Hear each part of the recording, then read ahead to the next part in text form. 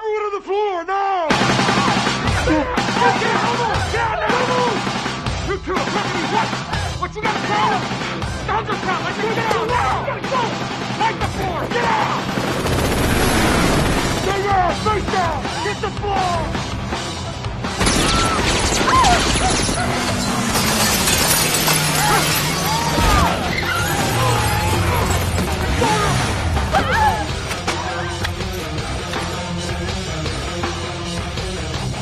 Shoot the best!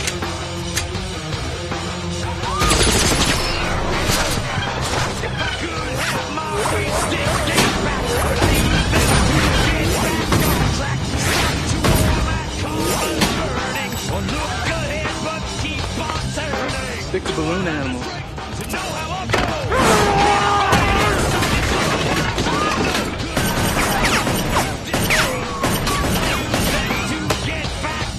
Sorry, Krusty. I saw the bank first.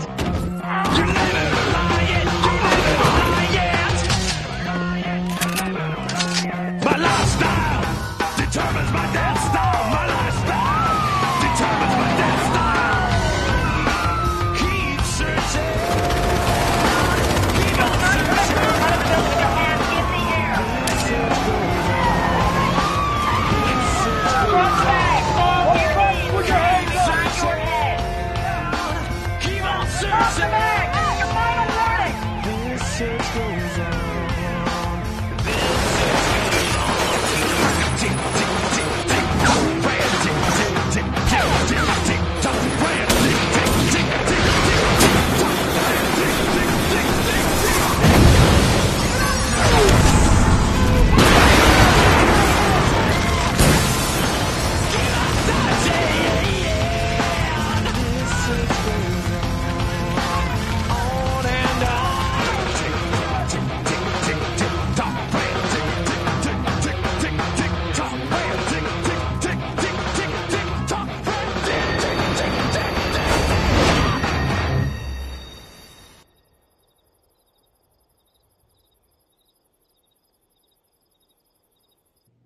These crimes just keep getting bigger and bigger. We can't be sure it's Clark.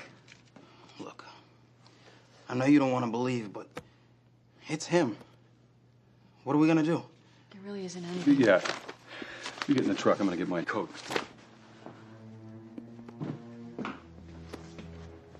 Where are you going? Go and get him. He knows what red kryptonite does. He can take that ring off Martha, anytime. I don't know that. Jonathan, the phone calls, they're the first step. I can't just sit around in this farmhouse and do nothing anymore. Even if you find him, how exactly do you plan on bringing him home? It's been 3 months.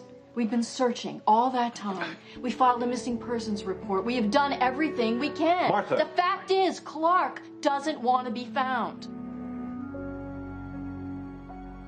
He'll come home to us when he's ready.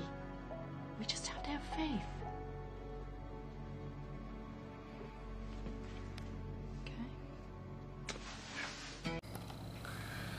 What's going on, guys? Tully Television here. Bart as your host.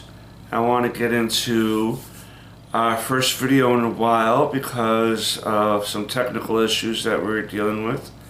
I'm hoping now that I've been able to resolve them. We'll see if you're watching this upload, then I've been able to figure it out for right now.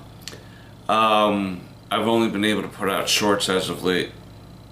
But I wanted to get into our Smallville series overview, so to speak, and have seasons 1 and 2.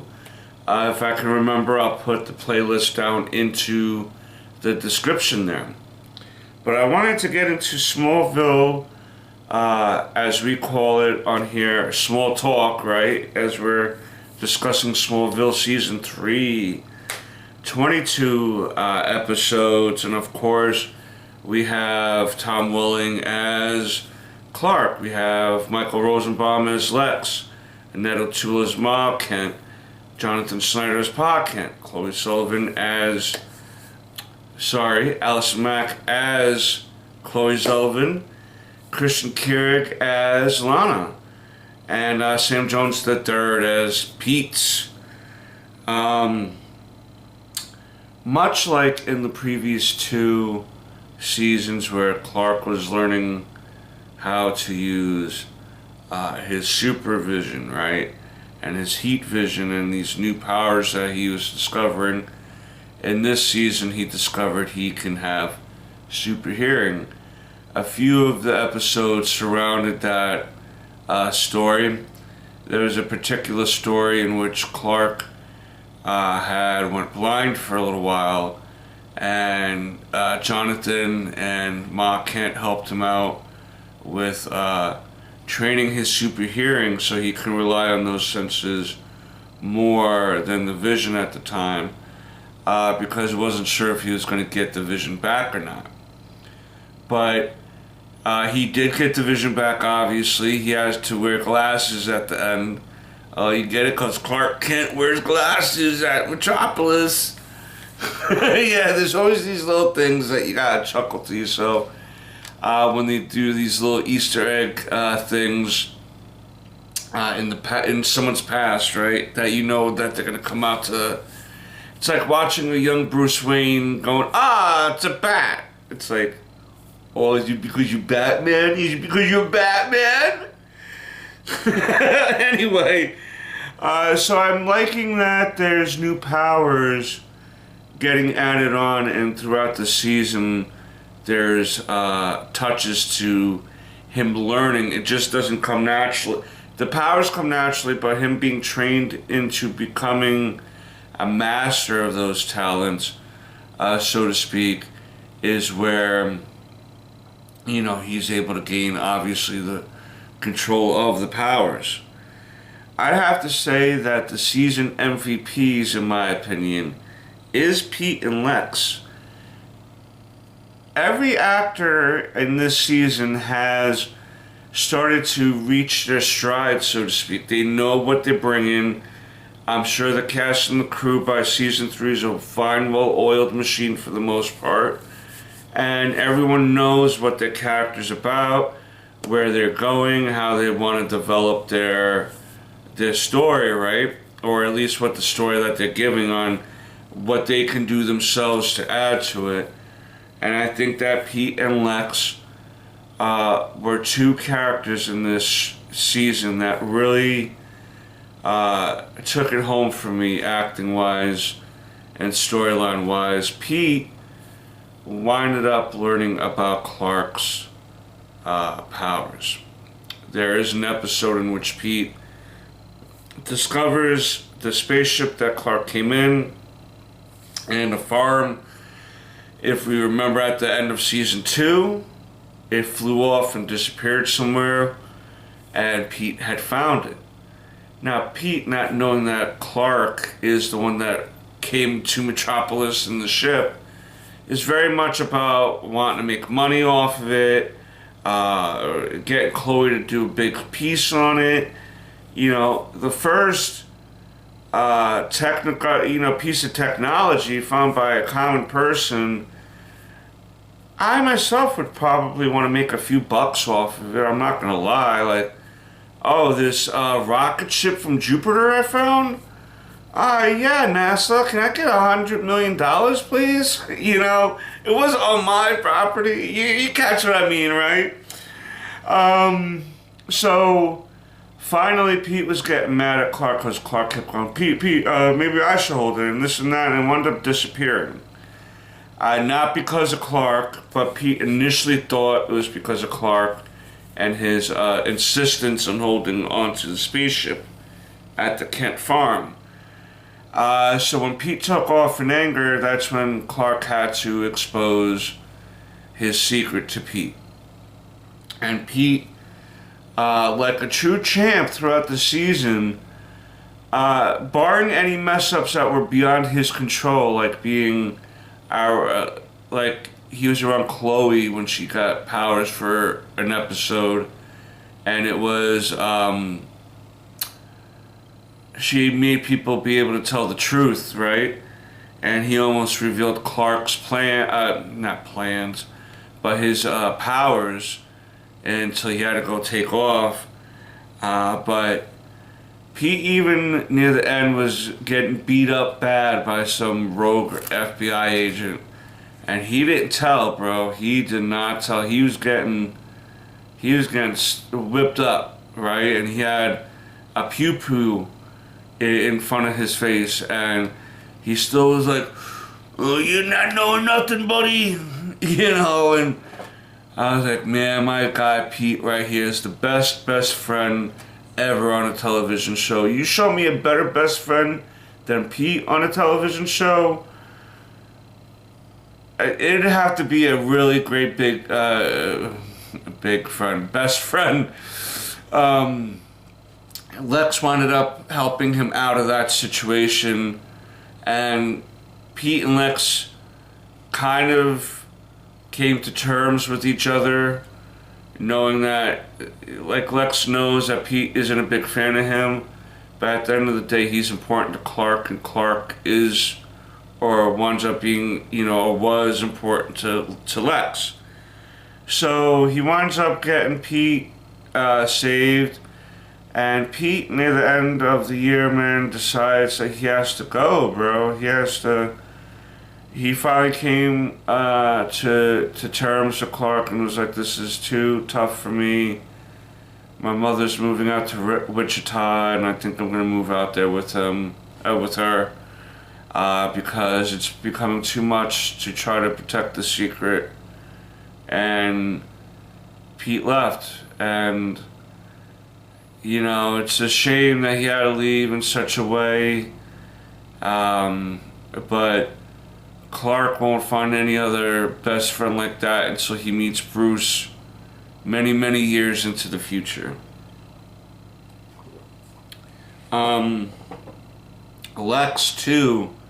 Lex had a story arc in which, if we remember, he was lost at sea, or like in a plane crash, making him lost at sea.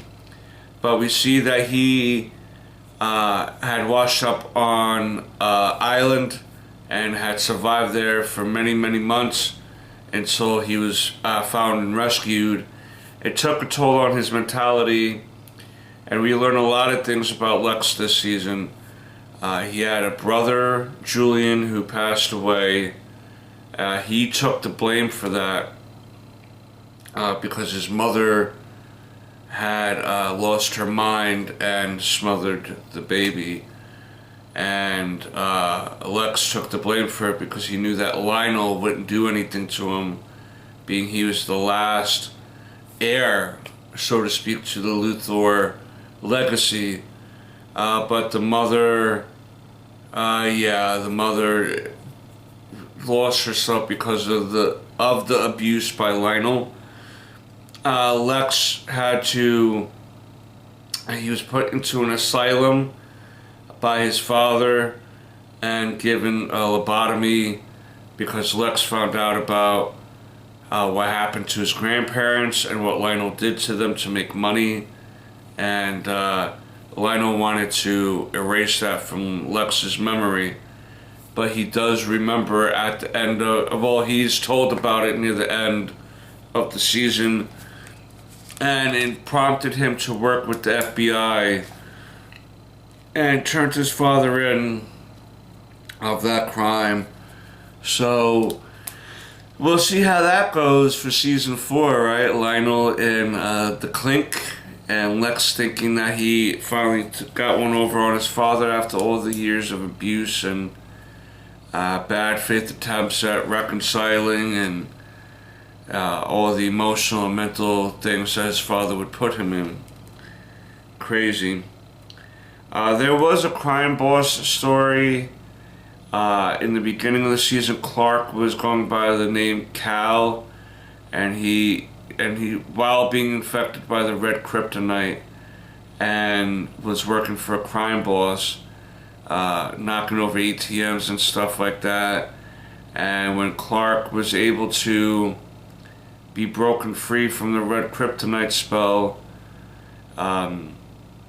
that's when he turned his back on the crime boss. The crime boss came back later on in the season with a different look because of plastic surgery, but still eventually was eliminated from the story because of his death in that particular episode.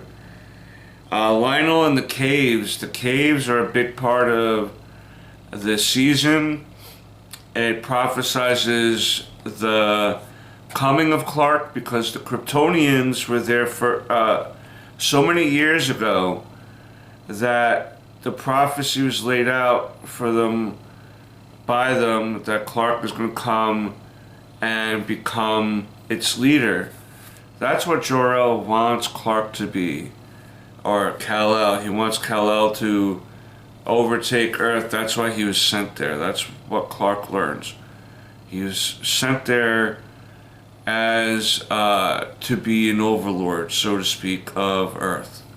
And of course, Clark's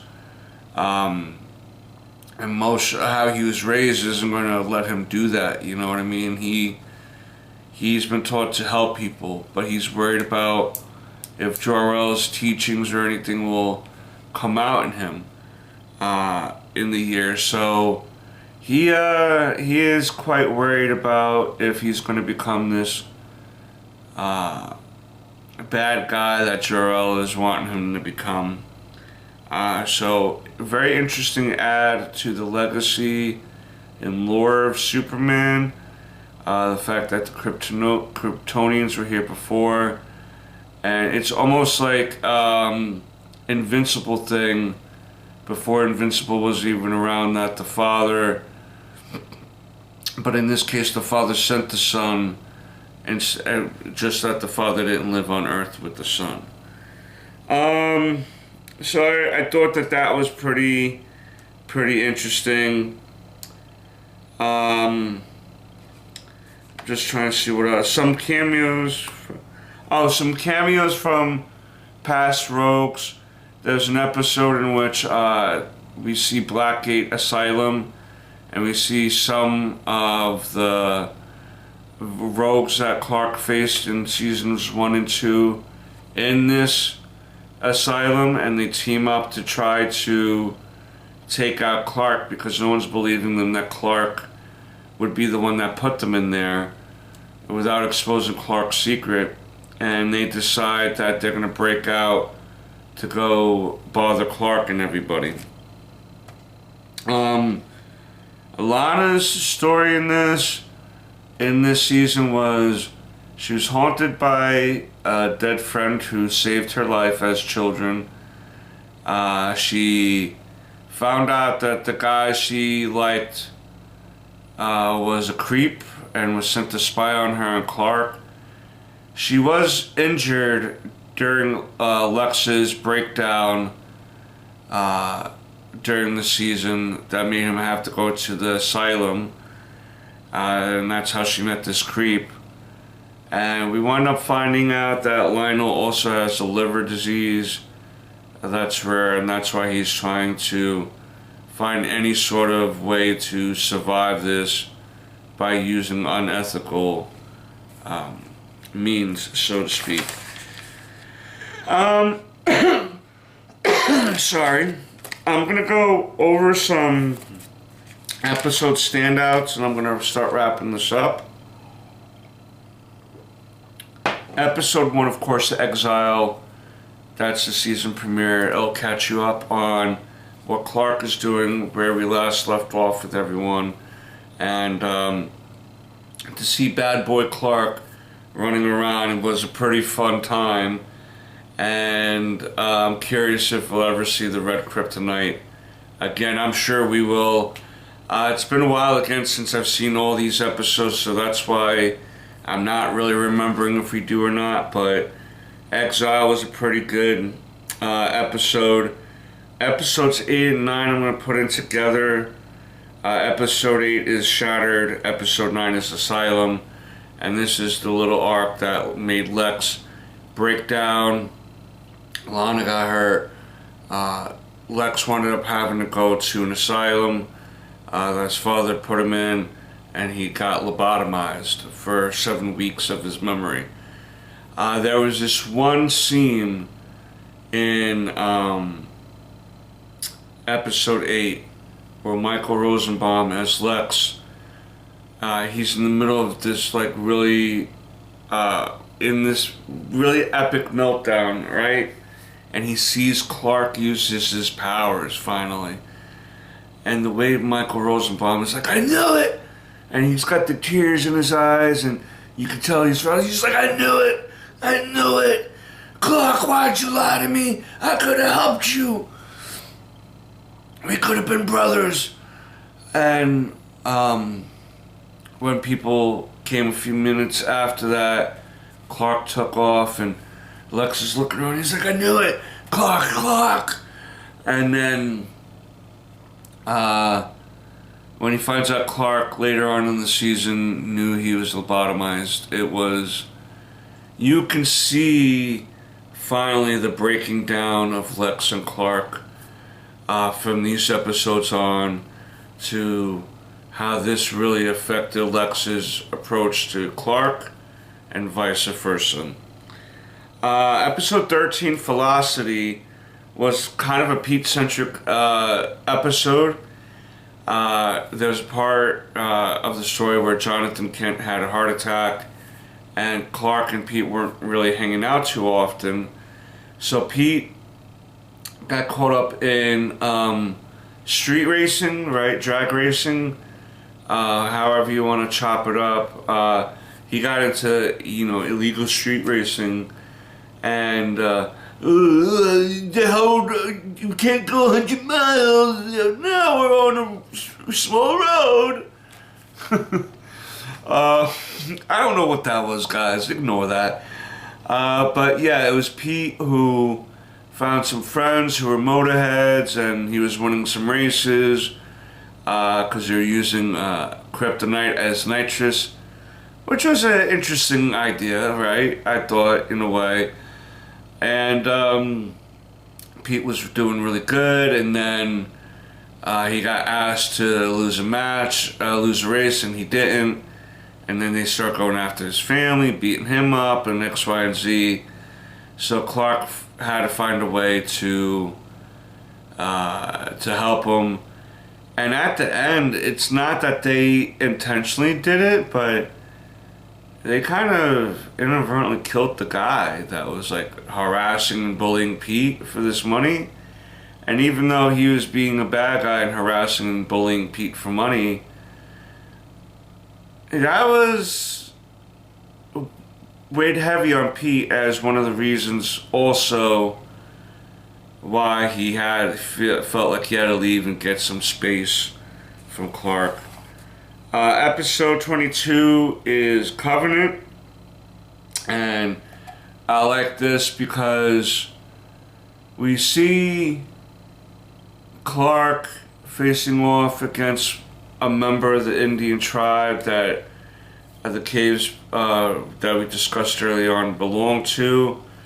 He had access he wound up finding an artifact which gave him Clark's powers, right? And he thought that he was the one that was going to be the protector. And unfortunately, Clark had to take him out near the end of the episode, and the knife, when Lionel and Lex went to both grab it at the same time, it disappeared, because the prophecy says that if basically the true enemy of Clark, who winds up being Clark, the knife will, disappear. But being that Lionel and Lex both touched at the same time, we don't know who Clark's true enemy is. But of course we know it winds up being Lex. It's really Lionel and Lex, but Lex winds up being the ultimate enemy over the years. And in episode 23, Forsaken, we think that we see Kara come to Earth and get Clark, but it winds up being a teenage girl who disappeared 16 years ago, and Jor-El was manipulating her into getting Clark into this walkway, this portal in the caves. And we wind up finding out that was a thing that Jor-El was setting up. But finally Jor-El attacked Jonathan in the caves via energy waves, and Clark agreed to go. And the way that the season ends is Clark drifting away in the Phantom Zone, with the promises of him being changed by Jor-El, his voice in the background. I also did forget to mention that Jonathan Kent did have a heart attack earlier this season, but I also forgot to mention that in order for Clark to be broken of the red kryptonite spell, so to speak, Jonathan made a deal with Jor-El to gain powers so he can go get Clark and bring him back home. But it left his body in a frailer state than what it was, and that's why he wound up suffering the heart attack. That's it. Those are my thoughts and opinions of Season 3. I will definitely give this season a 7 out of 10. I'm not saying it's a bad... it's not my favorite season so far. Season 2 so far is my favorite season. But they did add some really interesting elements into this season. And I really am glad that, like I said, that I can start seeing some standouts outside of Tom Welling. Because Tom Welling, there's a reason why they picked him to play Clark, right? He looks like the part. He plays the part well. But it was really good to see Michael Rosenbaum and Sam Jones really step up their game this season and really get to the crux of who their characters were, so to speak. And yeah, you let me know down below though what you thought of Smallville Season 3, any episodes that stand out to you, anything that I may have forgotten to mention in this review, please let me know down below. And as always, thank you for showing up, thank you for tuning in, and I hope that we can continue tuning in, because only together can we go straight to the moon, baby.